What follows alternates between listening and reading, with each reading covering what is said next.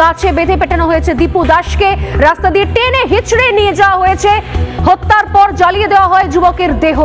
কি ভিডিওর ছোট্ট ওই ক্লিপটা দেখে নোয়াখালীর কথা মনে পড়ে গেল।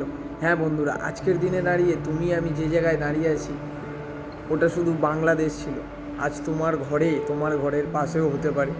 সেটা থেকে বঞ্চিত থাকার জন্য নিজেকে সাবধান বা সেফ ডিফেন্স নিজের কাছে রাখুন। এরকম কোনো কথা বলবো না বিরোধী হিসাবে, এটুকু বলবো যে বাংলাদেশি মানুষগুলো আমাদের দেশে এসে তারা ট্রিটমেন্ট করায়, তারা তার নিজের দেশকেই ভালোবাসে না, তারা তার নিজের দেশের মানুষকেই ভালোবাসে না। কী ছিল, সে মানুষটা শুধু হিন্দু ছিল বলে তাকে পুড়িয়ে মারা হলো।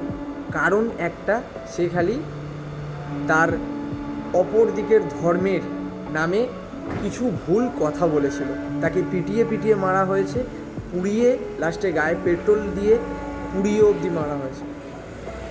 ভুলে যাবেন না, এই দেশে বাঁচতে গেলে নিজেকে অনেক কঠোর হয়ে বাঁচতে হবে, কারণ সমাজটা আজকের দিনে ভালো না। রেপিস্টদেরকেও এরকমভাবে মারা হয় না, ওই ভাইটাকে যেভাবে মারা হয়েছে, নাম ছিল দীপু দাস। জয় হিন্দ, বন্দে মাতারাম, ভারত মাতা কি জয়।